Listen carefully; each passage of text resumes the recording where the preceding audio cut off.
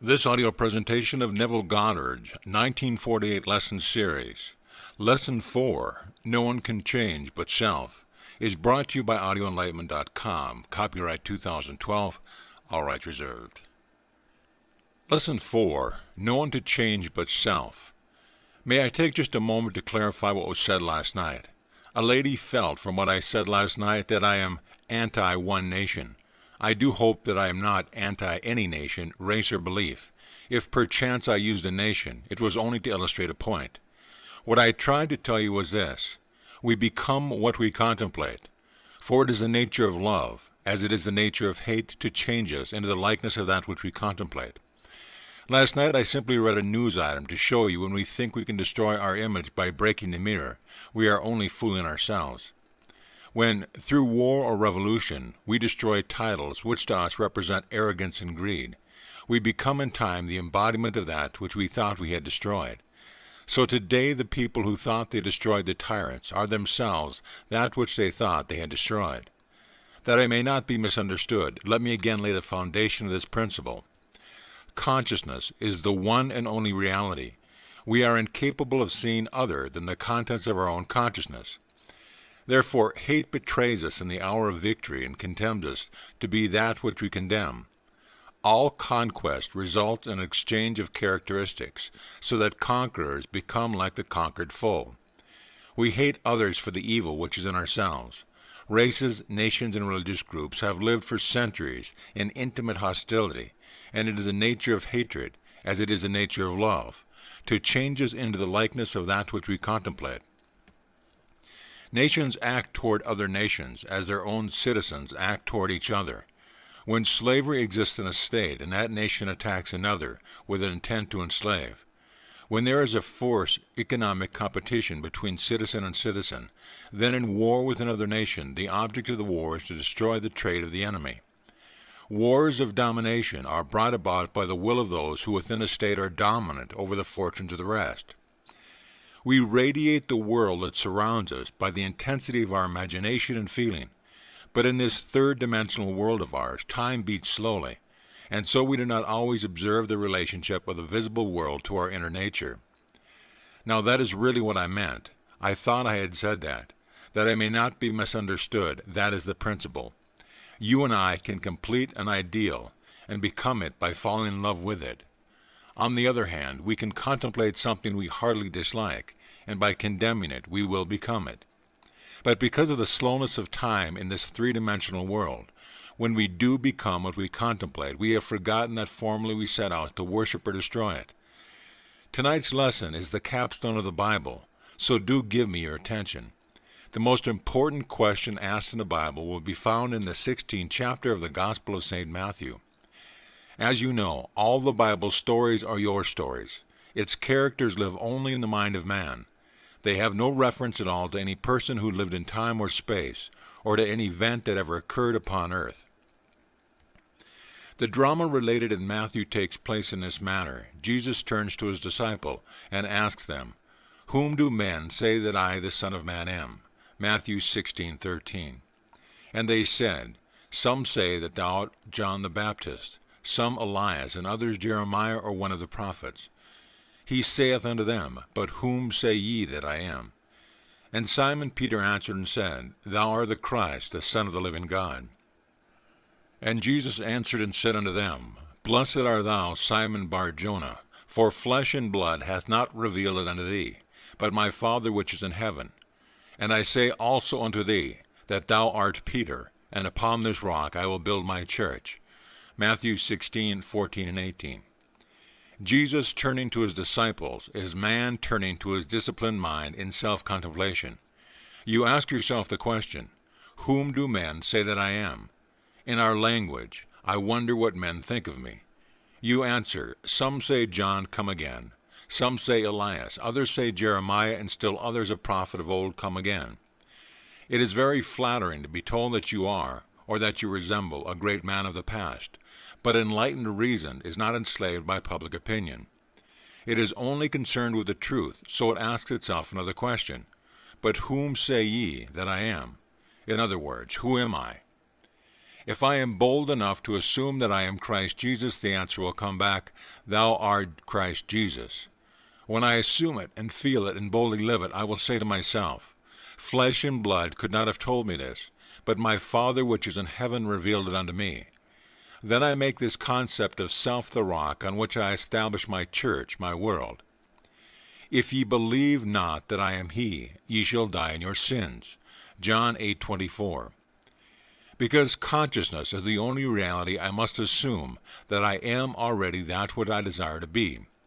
If I do not believe that I am already what I want to be, then I remain as I am and die in this limitation. Man is always looking for some prop on which to lean. He is always looking for some excuse to justify failure. This revelation gives man no excuse for failure. His concept of himself is the cause of all the circumstances of his life. All changes must first come from within himself, and if he does not change on the outside, it is because he has not changed within. But man does not like to feel that he is solely responsible for the condition of his life. From that time many of his disciples went back and walked no more with him. Then said Jesus unto the 12, Will ye also go away? Then Simon Peter answered him, Lord, to whom shall we go? Thou hast the words of eternal life. John 6:66-68.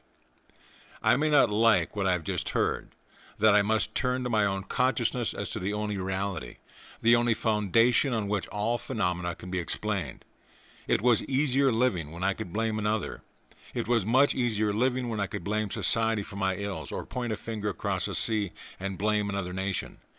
It was easier living when I could blame the weather for the way I feel. But to tell me that I am the cause of all that happens to me, and that I am forever molding my world in harmony with my inner nature, that is more than man is willing to accept. If this is true, to whom would I go? If these are the words of eternal life, I must return to them, even though they seem so difficult to digest. When man finally understands this, he knows that public opinion does not matter, for men only tell him who he is. The behavior of men constantly tell me who I have convinced myself to be. If I accept this challenge and begin to live by it, I finally reach the point that is called the great prayer of the Bible. It is related to the 17th chapter of the Gospel of St. John. I have finished the work which thou gavest me to do. John 17:4. And now, O Father, glorify thou me with thine own self, with the glory which I had with thee before the world was. John 17:5. While I was with them in the world, I kept them in thy name. Those that thou gavest me, I have kept, and none of them is lost, but the son of perdition. John 17:12. It is impossible for anything to be lost. In this divine economy, nothing can be lost. It cannot even pass away. The little flower which has bloomed once blooms forever. It is invisible to you here with your limited focus, but it blooms forever in the larger dimension of your being, and tomorrow you will encounter it. All that thou gavest me I have kept in thy name, and none have I lost save the son of perdition. The son of perdition means simply the belief in loss. Son is a concept, an idea. Perdido is lost. I have only truly lost the concept of loss, for nothing can be lost. I can descend from the sphere where the thing itself now lives, and as I descend into consciousness to a lower level within myself, it passes from my world. I say, I have lost my health. I have lost my wealth. I have lost my standing in the community. I have lost faith. I have lost 1,000 things. But the things in themselves, having once been real in my world, can never cease to be. They never become unreal with the passage of time. I, by my descent in consciousness to a lower level, cause these things to disappear from my sight, and I say, they have gone. They are finished as far as my world goes. All I need do is to ascend to the level where they are eternal, and they once more objectify themselves and appear as realities within my world. The crux of the whole 17th chapter of the Gospel of St. John is found in the 19th verse. And for their sake I sanctify myself, that they also might be sanctified through the truth. Heretofore I thought I could change others through effort. Now I know I cannot change another unless I first change myself. To change another within my world, I must first change my concept of that other, and to do it best, I changed my concept of self. For it was the concept I held as self that made others see me as I did. Had I a noble, dignified concept of myself, I never could have seen the unlovely in others. Instead of trying to change others through argument and force, let me but ascend in consciousness to a higher level, and I will automatically change others by changing self. There is no one to change but self. That self is simply your awareness, your consciousness, and the world in which it lives is determined by the concept you hold of self. It is to consciousness that we must turn as to the only reality, for there is no clear conception of the origin of phenomena except that consciousness is all, and all is consciousness. You need no helper to bring you what you seek. Do not for 1 second believe that I am advocating escape from reality when I ask you to simply assume you are now the man or the lady that you want to be. If you and I could feel what it would be like were we now that which we want to be, and live in this mental atmosphere as though it were real, then in a way we do not know, our assumption would harden into fact. This is all we need do in order to ascend to a level where our assumption is already an objective, concrete reality.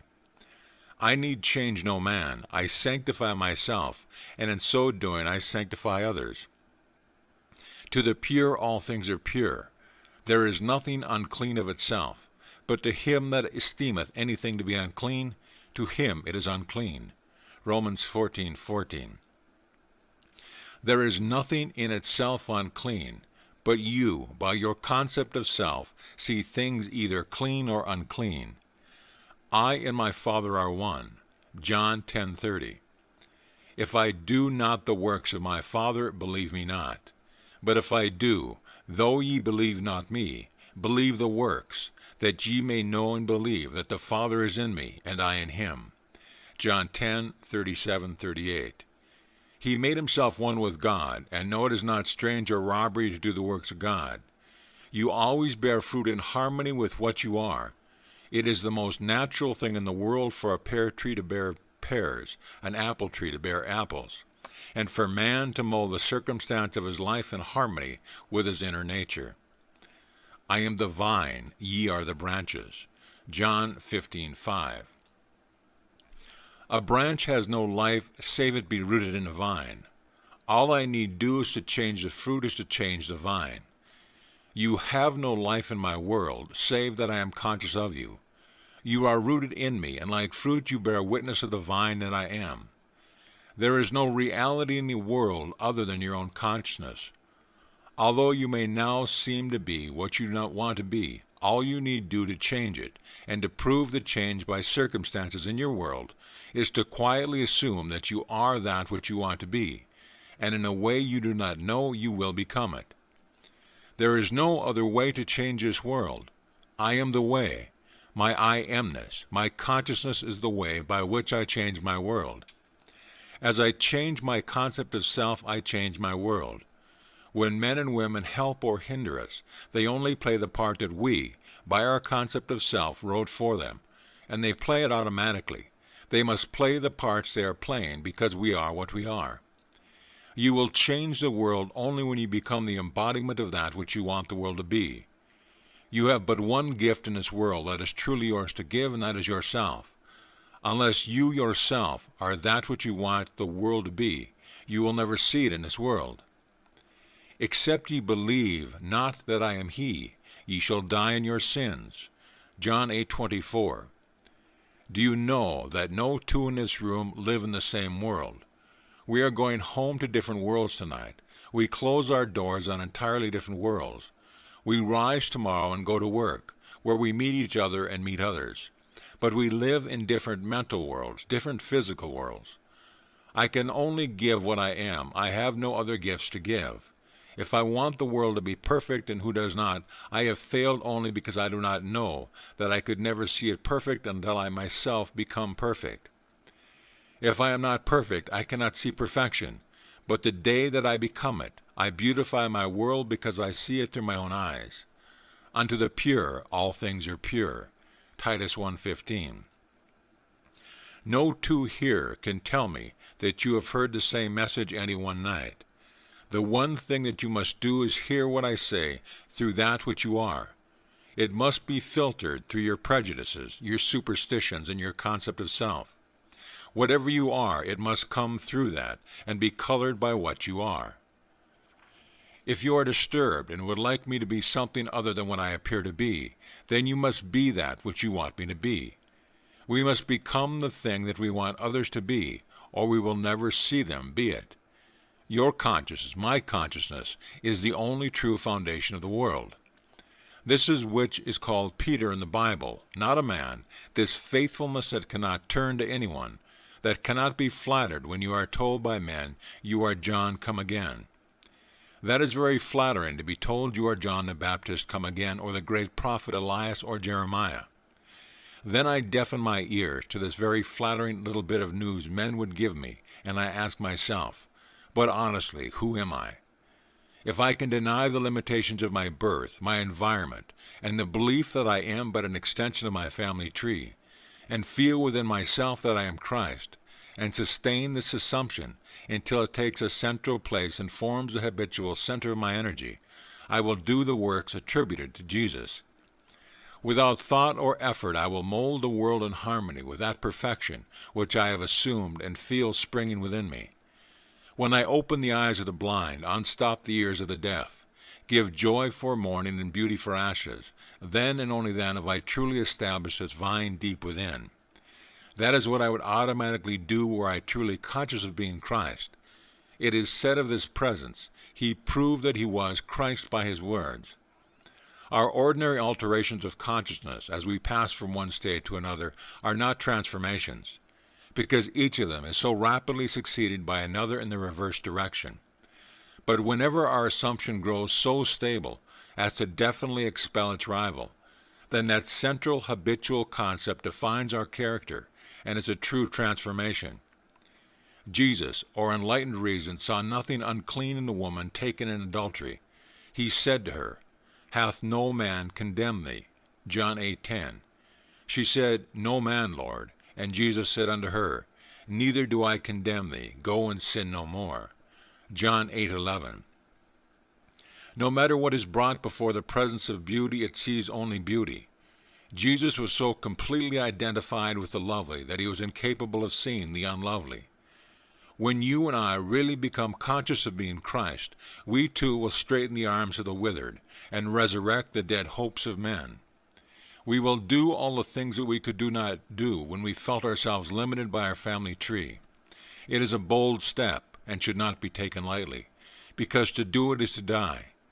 John, the man of 3 dimensions, is beheaded or loses his 3-dimensional focus, that Jesus, the 4th-dimensional self, may save. Any enlargement of our concept of self involves a somewhat painful parting with strongly rooted hereditary conceptions. The ligaments are strong that hold us in the womb of conventional limitations. All that you formerly believed, you no longer believe. You now know that there is no power outside of your own consciousness. Therefore, you cannot turn to anyone outside of self. You have no ears for the suggestion that something else has power in it. You know the only reality is God, and God is your own consciousness. There is no other God. Therefore, on this rock you build the everlasting church and boldly assume you are this divine being, self-begotten, because you dared to appropriate that which was given to you in your cradle. A concept of self not formed in your mother's womb.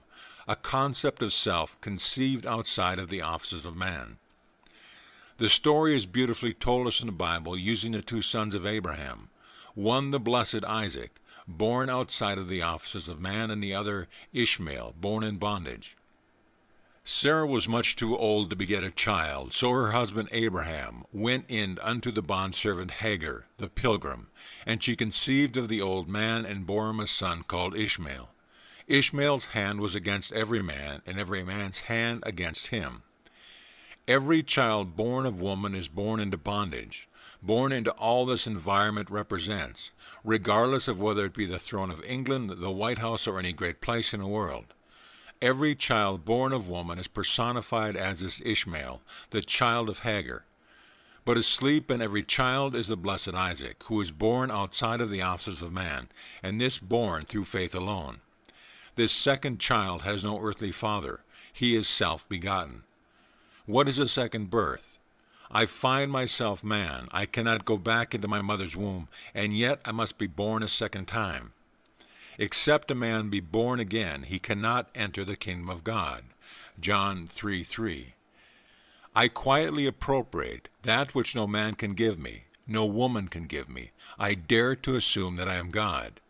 This must be of faith. This must be of promise. Then I become the blessed. I become Isaac. As I begin to do the things that only this presence could do, I know that I am born out of the limitations of Ishmael, and I have become heir to the kingdom. Ishmael could not inherit anything, although his father was Abraham or God. Ishmael did not have both parents of the godly. His mother was Hagar, the bondwoman, and so could not partake of his father's estate. You are Abraham and Sarah, and contained within your own consciousness there is one waiting for recognition. In the Old Testament it is called Isaac, and in the New Testament it is called Jesus, and it is born without the aid of man. No man can tell you that you are Christ Jesus. No man can tell you and convince you that you are God. You must toy with the idea and wonder what it would be like to be God. No clear conception of the origin of phenomena is possible, except that consciousness is all and all is consciousness. Nothing can be evolved from man that was not potentially involved in his nature. The ideal we serve and hope to attain could never be evolved from us were it not potentially involved in our nature. Let me now retell and emphasize an experience of mine, printed by me 2 years ago under the title, The Search. I think it will help you to understand this law of consciousness and show you that you have no one to change but self, for you are incapable of seeing other than the contents of your own consciousness. Once in an idle interval at sea, I meditated on the perfect state, and wondered I would be if I too were of pure eyes to behold inequity, if to me all things were pure, and were I without condemnation. As I became lost in this fiery brooding, I found myself lifted above the dark environments of the senses. So intense was feeling, I felt myself a being of fire dwelling in a body of air. Voices, as from a heavenly chorus, with the exaltation of those who had been conquerors in a conflict with death, were singing, "He is risen, he is risen," and intuitively I knew they meant me. Then I seemed to be walking in the night. I soon came upon a scene that might have been the ancient pool of Bethesda, for in this place lay a great multitude of impotent folk, blind, halt, withered, waiting not for the moving of the water as a tradition, but waiting for me. As I came near, without thought or effort on my part, they were one after the other, molded as by the magician of the beautiful. Eyes, hands, feet, all missing members were drawn from some invisible reservoir, and molded in harmony with the perfection which I felt springing within me. When all were made perfect, the chorus exulted, "It is finished."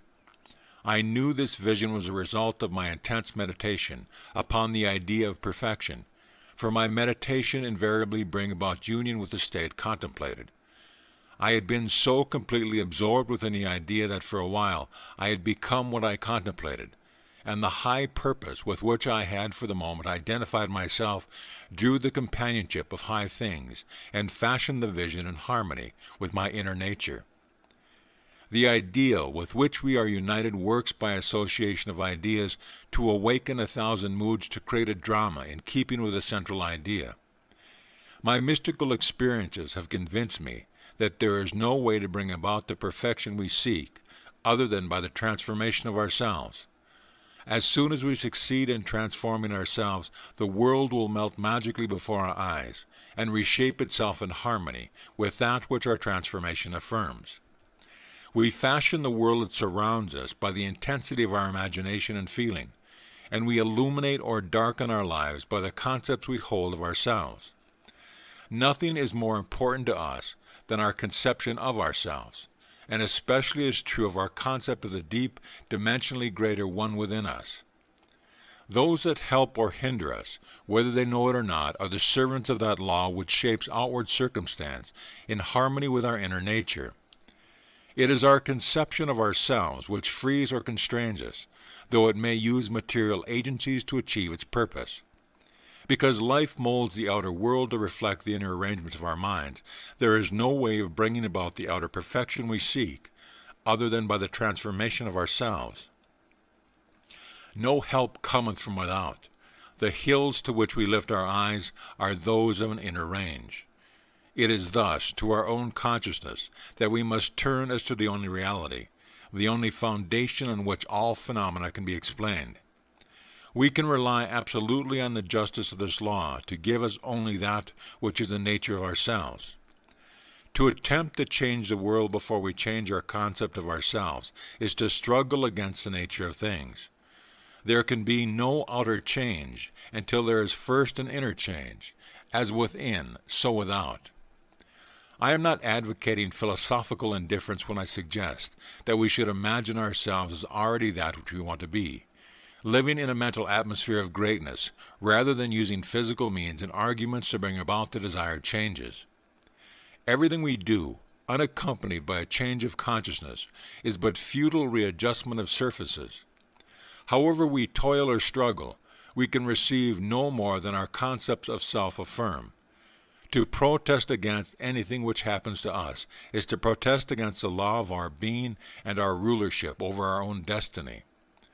The circumstances of my life are too closely related to my conception of myself not to have been formed by my own spirit from some dimensionally larger storehouse of my being. If there is pain to me in these happenings, I should look within myself for the cause, for I am moved here and there and made to live in a world in harmony with my concept of myself.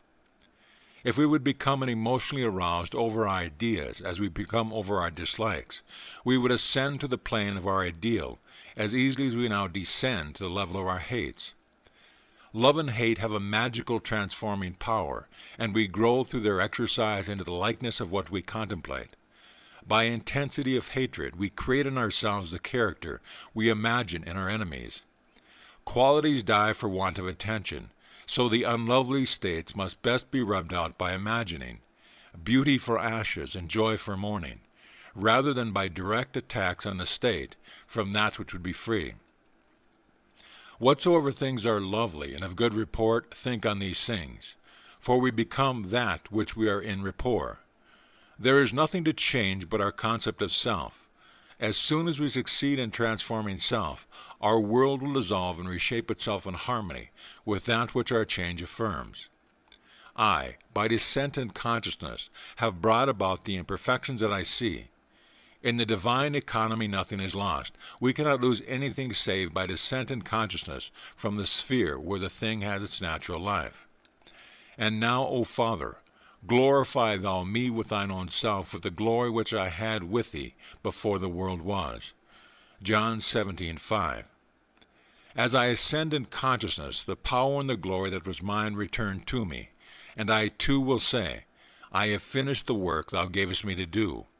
The work is to return from my descent in consciousness, from the level wherein I believe that I was a son of man, to the sphere where I know that I am one with my Father, and my Father is God.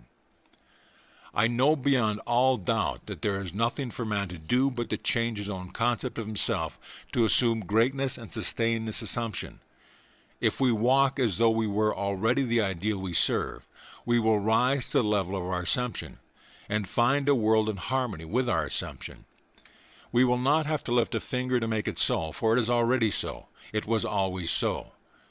You and I have descended in consciousness to the level where we now find ourselves, and we see imperfection because we have descended. When we begin to ascend, while here in this three-dimensional world, we find that we move in an entirely different environment. We have an entirely different circle of friends and an entirely different world while still living here. We know the great mystery of the statement, I am in the world but not of it. Instead of changing things, I would suggest to all to identify themselves with the ideal they contemplate. What would the feeling be like were you of too pure eyes to behold inequity, if to you all things were pure, and you were without condemnation? Contemplate the ideal state and identify yourself with it, and you will ascend to the sphere where you as Christ have your natural life. You are still in that state where you were before the world was. The only thing that has fallen is your concept of self. You see the broken parts, which really are not broken. You are seeing them through distorted eyes, as though you were in one of those peculiar amusement galleries where a man walks before a mirror and he is elongated, yet he is the same man. Or he looks into another mirror and he is all big and fat. These things are seen today because man is what he is. Toy with the idea of perfection. Ask no man to help you, but let the prayer of the 17th chapter of the Gospel of St. John be your prayer. Appropriate the state that was yours before the world was. Know the truth of the statement. None have I lost, say the son of perdition. Nothing is lost in all my holy mountain. The only thing that you lose is the belief in the loss of the son of perdition. And for their sake I sanctify myself, that also might be sanctified through the truth. John 17:19. There is no one to change but self. All you need do to make men and women holy in this world is to make yourself holy. You are incapable of seeing anything that is unlovely when you establish within your own mind's eye the fact that you are lovely. It is far better to know this than to know anything else in the world. It takes courage, boundless courage, because many this night, after having heard this truth, will still be inclined to blame others for their predicament. Man finds it so difficult to turn to himself, to his own consciousness, as to the only reality. Listen to these words. No man can come to me except the Father, which hath sent me, draw him. John 6:44. I and my Father are one. John 10:30. A man can receive nothing except it be given him from heaven. John 3:27. Therefore doth my Father love me, because I lay down my life, that I might take it up again. No man taketh it from me, but I lay it down of myself. John 10:17 and 18. You did not choose me, I have chosen you. My concept of myself molds the world in harmony with itself and draws men to tell me constantly by their behavior who I am. The most important thing in this world to you is your concept of self. When you dislike your environment, the circumstance of life and behavior of men, ask yourself, who am I? It is your answer to this question that is the cause of your dislike. If you do not condemn self, there will be no man in your world to condemn you. If you are living in the consciousness of your ideal, you will see nothing to condemn. To the pure, all things are pure. Now, I would like to spend a little more time making as clear as I can what I personally do when I pray, what I do when I want to bring about changes in my world. You will find it interesting, and you will find that it works. No one here can tell me they cannot do it. It is so very simple, all can do it. We are what we imagine we are. This technique is not difficult to follow, but you must want to do it. You cannot approach it with the attitude of mind, oh well, I'll try it. You must want to do it, because the mainspring of action is desire. Desire is the mainspring of all action. Now what do I want? I must define my objective. For example, suppose I want now to be elsewhere. The very moment I really desire to be elsewhere, I need not go through the door. I need not sit down. I need not do anything but stand just where I am, and with my eyes closed, assume that I am actually standing where I desire to be. Then I remain in this state until it has the feeling of reality. Where I now elsewhere, I could not see the world as I now see it from here. The world changes in its relationship to me as I change my position in space. So I stand right here, close my eyes, and imagine I am seeing what I would see were I there. I remain in it long enough to feel it to be real. I cannot touch the walls of this room from here, but when you close your eyes and you become still, you can imagine and feel that you touch it. You can stand where you are and imagine you are putting your hand on the wall. To prove you really are, put it there and slide it up and feel the wood. You can imagine you are doing it without getting off your seat. You can do it, and you will actually feel it if you become still enough and intense enough. I stand where I am, and I allow the world that I want to see and to enter physically to come before me as though I were there now. In other words, I bring elsewhere here by assuming that I am there. Is that clear? I let it come up. I do not make it come up. I simply imagine I am there and then let it happen. If I want a physical presence, I imagine he is standing here and I touch him.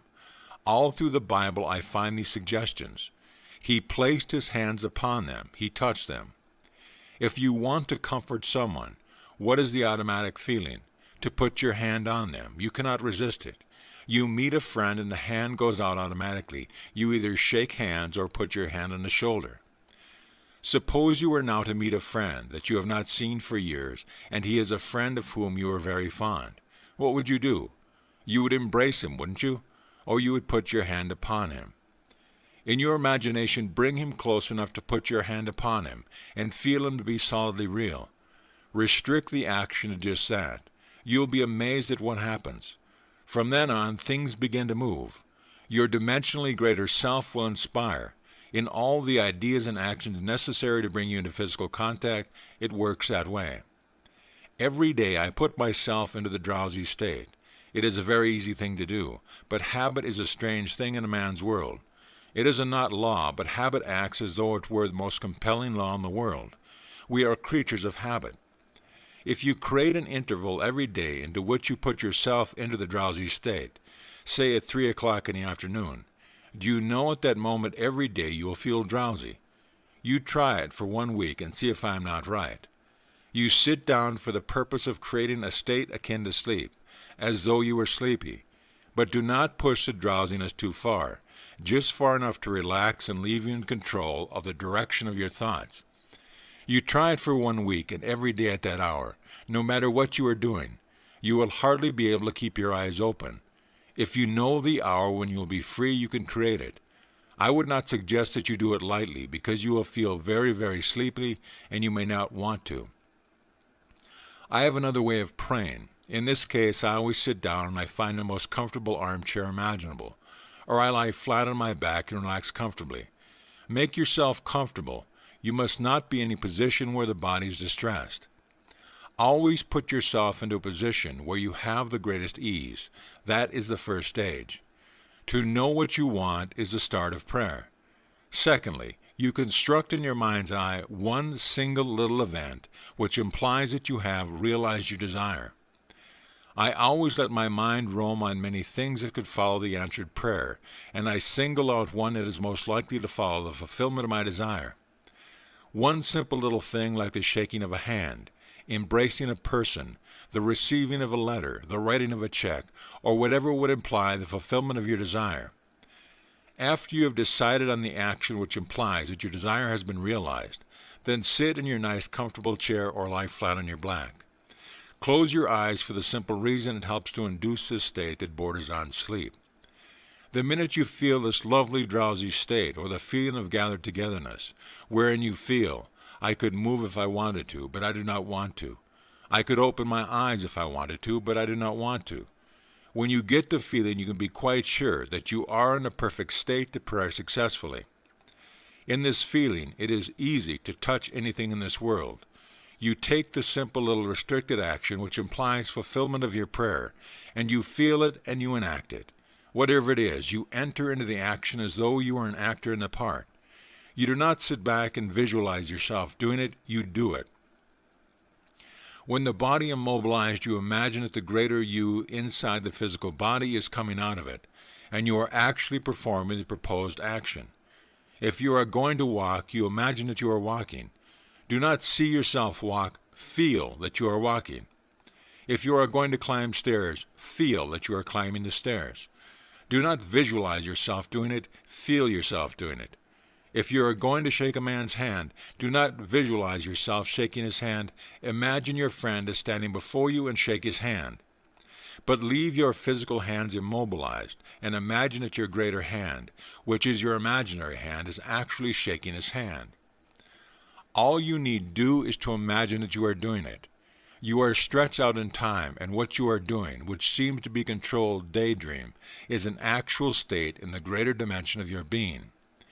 You are actually encountering an event fourth dimensionally before you encounter it here in the 3 dimension of space, and you do not have to raise a finger to bring that state to pass. My third way of praying is simply to feel thankful.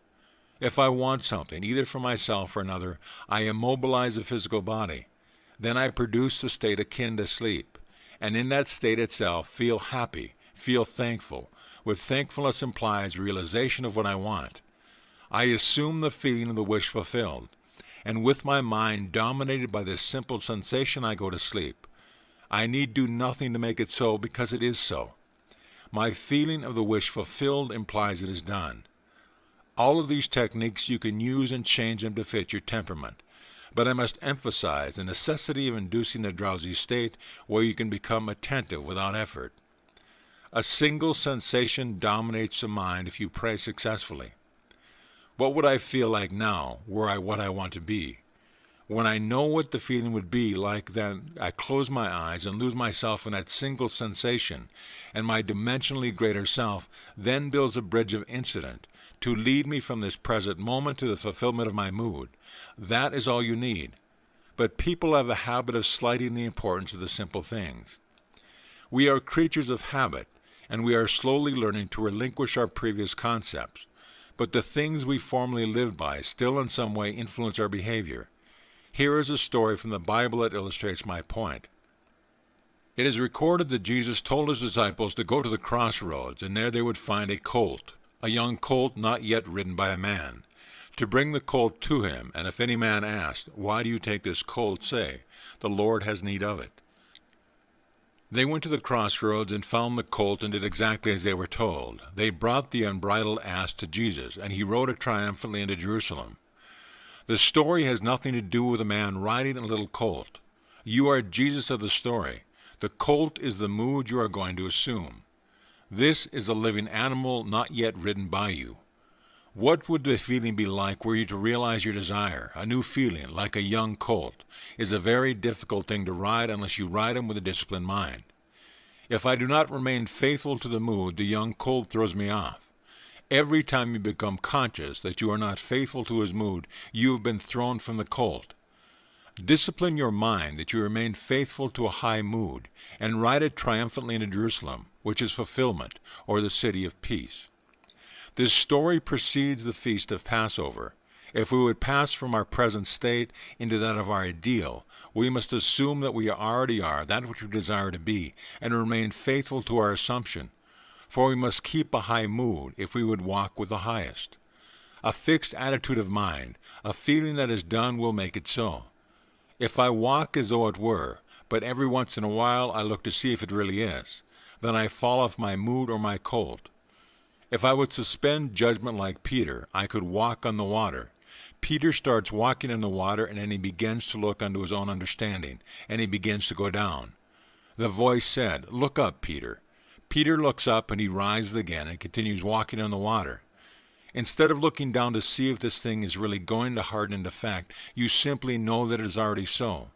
Sustain the mood that you will ride the unbridled colt into the city of Jerusalem. All of us must learn to ride the animal straight into Jerusalem unassisted by a man. You do not need another to help you. The strange thing is that as we keep the high mood and do not fall, others cushion the blow. They spread the palm leaves before me to cushion my journey. I do not have to be concerned. The shocks will be softened as I move in the fulfillment of my desire. My high mood awakens in others the idea and actions which tend towards the embodiment of my mood. If you walk faithful to a high mood, there will be no opposition and no competition. The test of a teacher or a teaching is to be found in the faithfulness of the taught. I am leaving here on Sunday night. Do remain faithful to this instruction. If you look for causes outside the consciousness of man, then I have not convinced you of the reality of consciousness. If you look for excuses for failure, you will always find them, for you find what you seek. If you seek an excuse for failure, you will find it in the stars, in the numbers in the teacup, or most any place. The excuse will not be there, but you will find it to justify your failure. Successful business and professional men and women know that this law is work. You will not find it in gossip groups, but you will find it in courageous hearts.